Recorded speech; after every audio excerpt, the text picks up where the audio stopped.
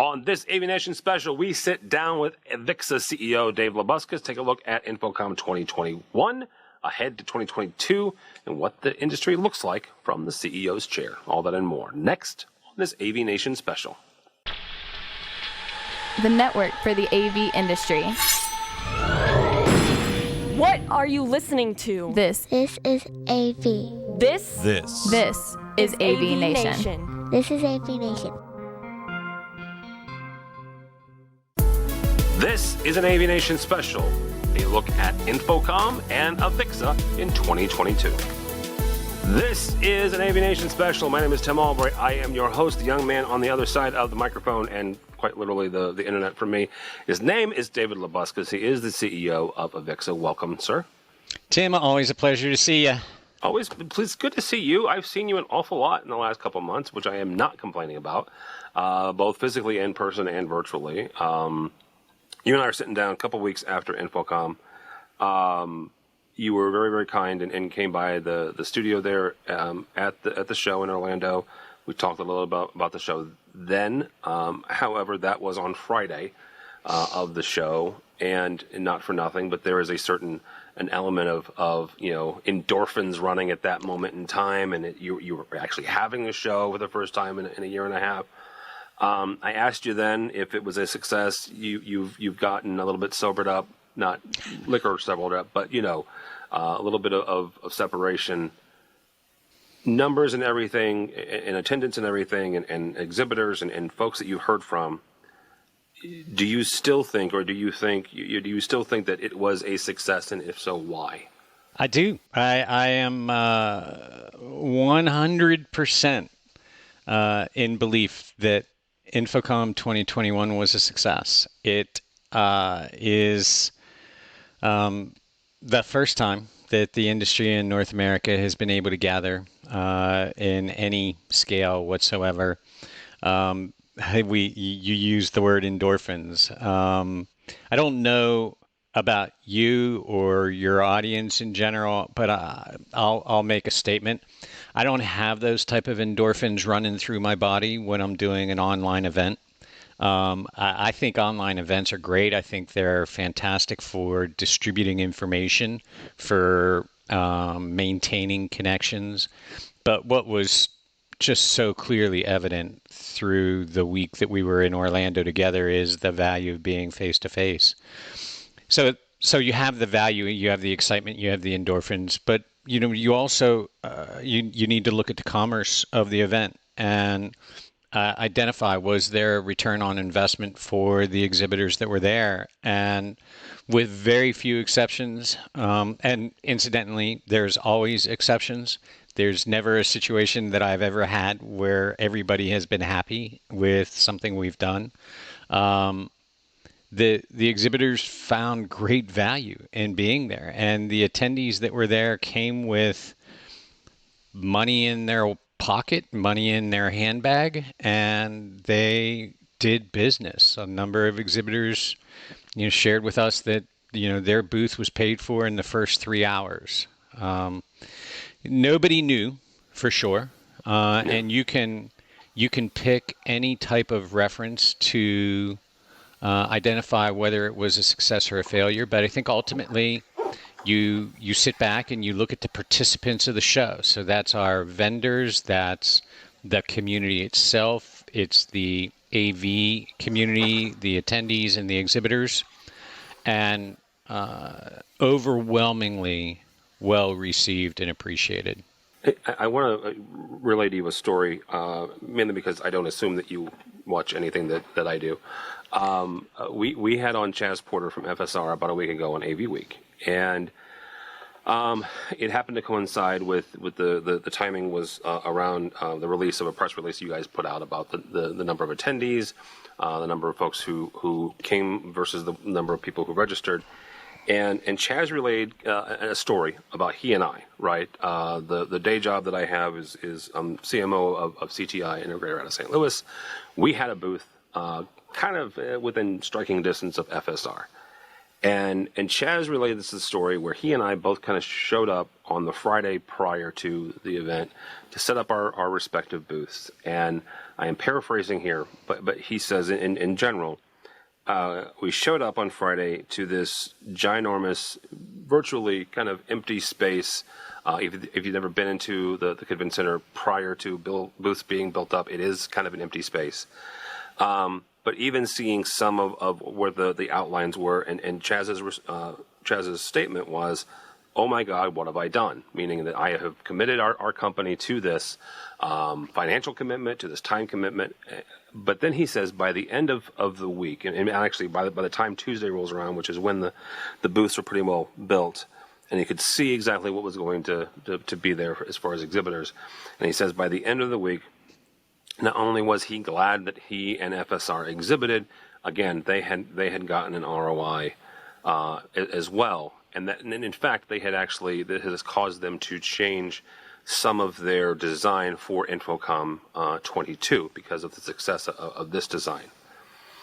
He specifically said he had an ROI. You mentioned the fact that a couple of folks have mentioned to you they had an ROI. CTI, as the chief marketing officer, I can tell you that we had an ROI, return on investment. We invested X amount, we got that back. But when you say ROI as a general statement, and you're talking to different people, and different people's ROI is different, right? Mm-hmm. Do you think that resonates with folks who didn't come, who didn't exhibit, who chose not to, and say, oh, hey, maybe we missed out, or maybe their ROI is different than the people who actually did exhibit? Well, I have had conversations with a lot of the community that wasn't there. I'm not sure how many people would look at me and say, hey, Dave, I'm really glad I wasn't there. So, I mean, we have to sort of that's fair. Respect the validity of the sample. But the people I talked to said, from the looks of it, it was amazingly successful. I wish we had come. The other conversations I've had were, this makes it that much more exciting for us to be looking to 2022 and the various events around the world. It's an interesting topic. I've spent time, obviously based on what I do for a living, I've done a lot of research and analysis and trying to identify what is the pot of gold at the end of the rainbow for a successful trade show experience. Yeah. And it's remarkable how little definition there is wrapped around quantifying the return on a trade show. It oftentimes falls down to we need to maintain our brand. We need to maintain our presence. We want to reinforce. But there's also lead gen.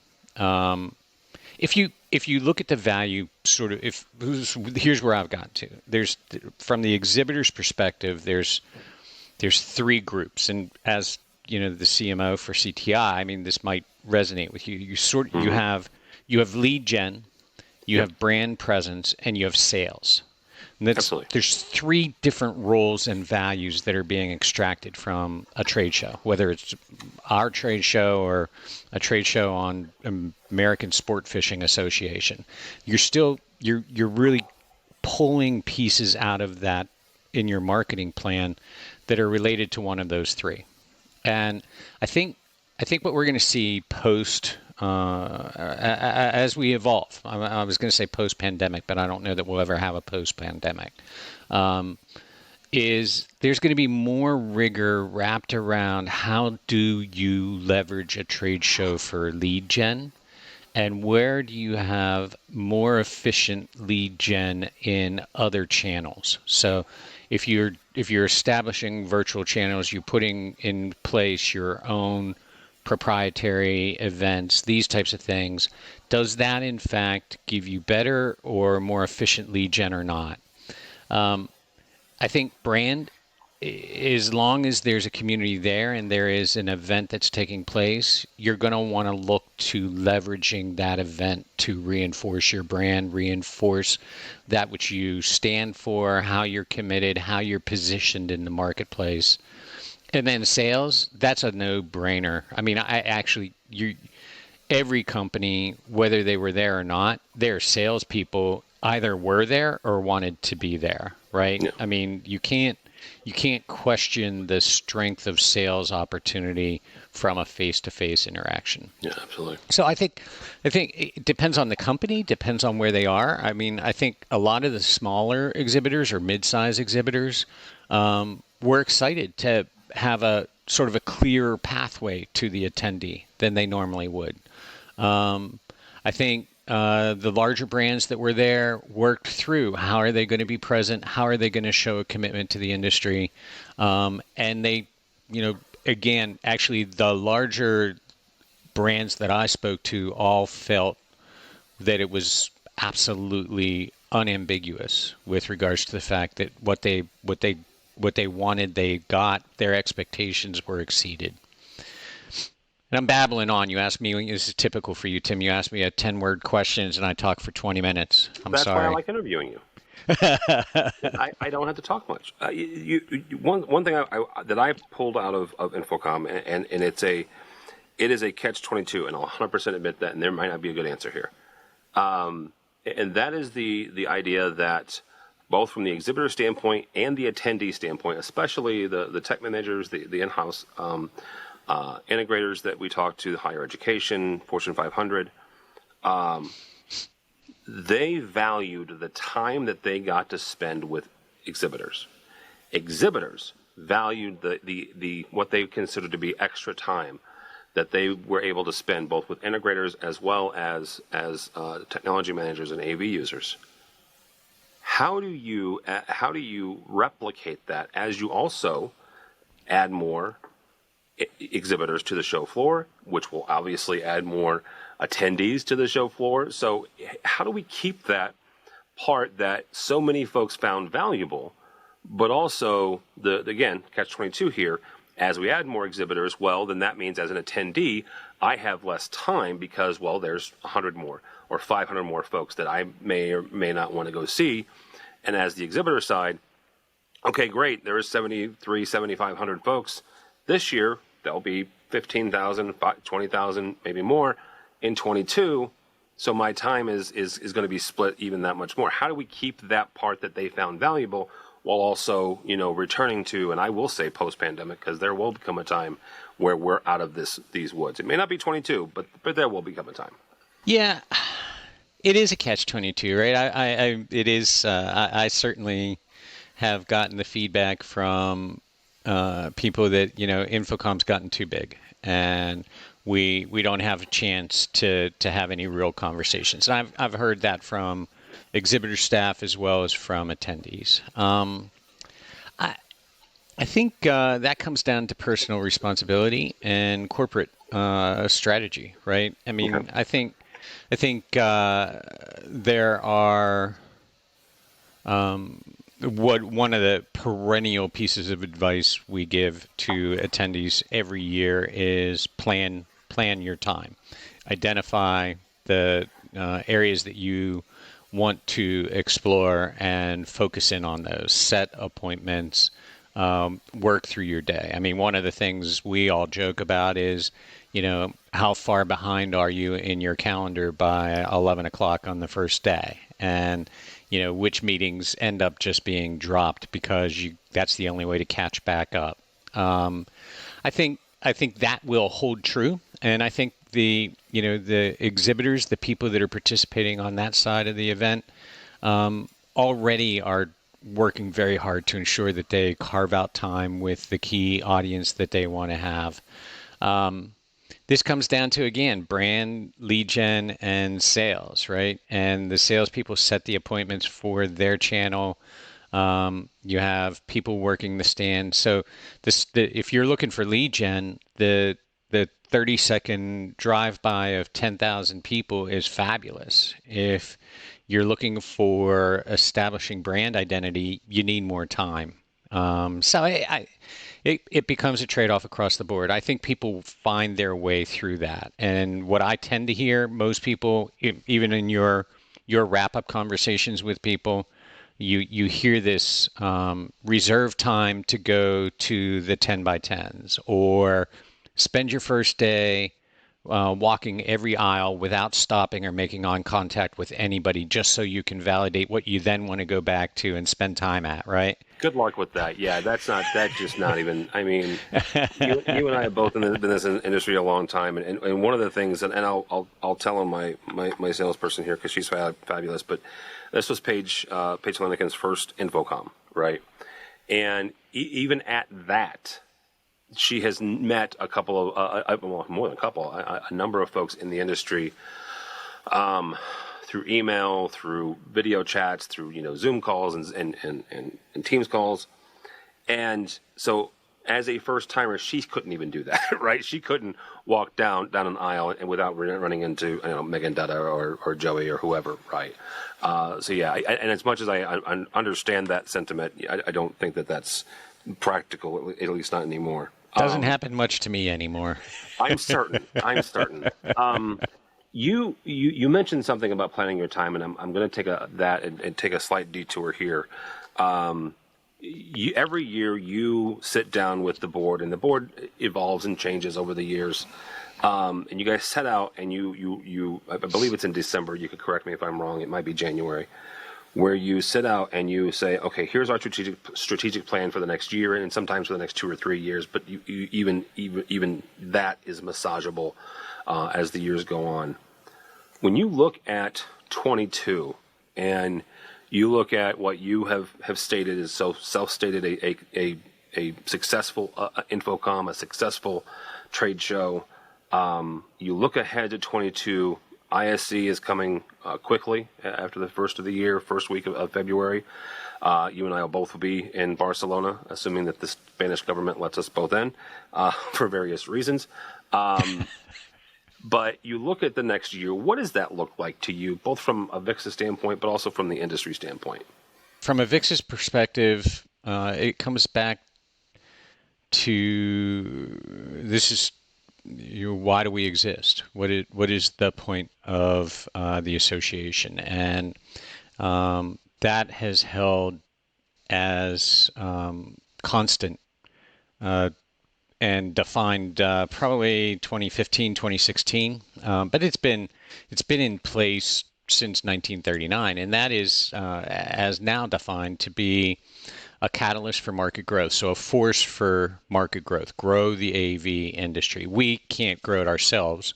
The participants of the industry grow it by increasing their revenues, by increasing their sales, but we can be a catalyst for that and to be a hub for the AV professional community. Those have remained constant. Over the course of time that I've been CEO, we've used 5-year, 3-year, and 1-year planning cadence or sort of rhythm. Where we are currently in is a 1-year look ahead. There's too much volatility. There's too much that's changing, and to sit in 2022 and define measurable goals for 2025 is probably not the best use of your strategic thinking. Now, that said, the context of the conversation was completely wrapped around, actually, that's what we constructed, was the class of 2025 when we held the board planning meeting, which actually was in July. It takes place in July each year. And we created this narrative that we were welcoming back all of those people in 2025 and asking them, to reflect on what had happened over the last couple years since they first met together in 2021. So we sort of took this reverse narrative with the intent of throw away presumptions and iterative planning and instead look at where you would envision the association would be and then work backwards to how did we get there, quote unquote, how did we get there through 2021. That process reaffirmed that the real value we bring is being that catalyst for growth and being the hub for the AV community. Now, what we explored in that is, and it's another hour-long conversation, is what is the AV market, right? So that gets us into, if you want, I don't know if you and I have ever spoken about AV and IT and whether or not they're one or the same or different. I jest. We've once or twice, and I still don't think we agree, but that's okay. And I think you also have an evolving and changing definition of community. Not only just AV, what is the definition of AV, but what is the definition of community, and how do you leverage the learnings that you've taken from 2020 and 2021 into and beyond into 2025? What is a community? What does a community look like? And this is where the board is focusing in on the audiences that are valuable to our exhibitors and to each other, bringing that audience together, increasing the value of that audience to both the audience members as well as to the exhibiting community, and ensuring that audience can engage with each other more than 3 days a year or 14 days a year if they go to multiple shows. That's what you're going to see. And what we are really driving towards is being responsive to the needs of the industry. Our content and development of curriculum and delivery of learning, while further enhancing our on-demand offerings, we're also finding huge appetite for the virtual classroom, where it is actually a proctored delivered class, but it's delivered online. And there's resurging demand from the industry for in-person classes, particularly contracted classes. I'm really excited about our certification. I made a quick tease announcement about it during the awards ceremony at InfoComm, and we'll be talking about it more. But we're moving to online proctored exams, so we're not sacrificing the ANSI ISO accreditation credibility of that credential, but we're opening it up to where you don't have to be physically at a Pearson VUE testing facility to take that exam. That's nice to have in the U.S. That is game changing in much of the world, where there are less locations, more difficulty in traveling. I remember having a conversation with somebody at our InfoComm Mumbai show in 2019 that had taken 27 hours to travel to be at the show, but literally had ridden on the back of mules and then made their way to a train station that then they were able to then connect to an airport. So certain things that we take for granted will have broad impact on the industry throughout the world. So it's this outreach to where people are, be clear on the audience, and develop mechanisms to be able to hear what is wanted and needed and moving the needle. And it's about continuing the focus, right? When the pandemic hit and our business model was essentially blown up, right? Our business model is essentially building on that catalyst for market growth in the hub by delivering trade shows around the world, and then reinforcing the services that are offered at the trade shows throughout the rest of the year. One of the key areas we had to get really much better at than we had been was focus, right? What is it? Of the 12 things that we can justify doing, what is the one that will have the greatest impact? And how do we make sure we invest in that? And how do we have the courage and transparency and strength to say, we're not going to do the other 11? Because, and you and I alluded to this a little bit when we talked about the 5K at the show. you try things. Everything has a noble purpose, but if it isn't going to have impact, these types of times, we all of us in our businesses have to be focused on what are the key goals. Yeah, and what is it that the clients and the audience wants? Right. As we wrap up here, I want to hone in on the catalyst and the hub statements. If you had a magic wand and you could wave that magic wand and say, this is happened, Dave Labuskes can make this happen tomorrow, in relation to the hub, in relation to the catalyst conversation, what would you do? Are you trying to set me up to get fired again, Tim? No, I'm not trying to get you. That's what you're doing. You think I'll ever forget that? Good night. I see the potential for a virtual community that is reinforced by the physical events that reinforce the virtual community, and I would like to see that exist. I think we can create the potential for that, and we'll be talking a lot about that in 2022. But talking about it and making it work, actually making it exist, is the same as essentially starting a new show, a new event. You have to attract people to participate in it. You have to attract people that will deliver a reason for people to participate. This is the sort of another conversation I've had since 2013, which is architects, engineers, people don't understand the value of a CTSD, that we should be promoting that more. We should be promoting the CTS to the buying community so that when you get your CTS, you are instantly recognized as having the expertise that you should have. And the challenge there is if you don't have any CTS holders in a region, then it's pretty hard to promote people that hold a CTS, right? Yeah. But if you don't have anybody asking for a CTS from the AV profession, then there's no motivation to get your CTS, right? So it's a chicken and the egg type thing. The same is in place for a virtual community. The same is in place for leveraging. But I think that creates an environment where providers will have an opportunity to differentiate themselves. Buyers will have an opportunity to learn about the standards, to learn about a CTS, to learn what a CTS means from CTS holders, not from AVIXA, this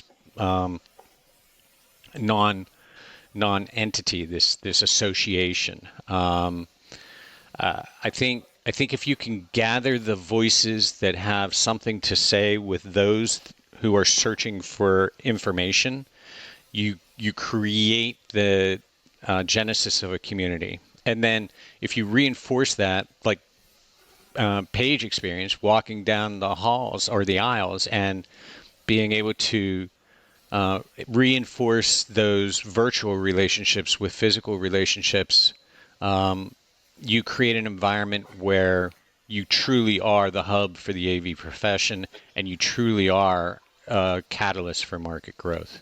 That'll be a great place to stop. Thank you, sir, so much. Dave Labuskes, CEO of AVIXA. How do people connect with you or AVIXA, sir?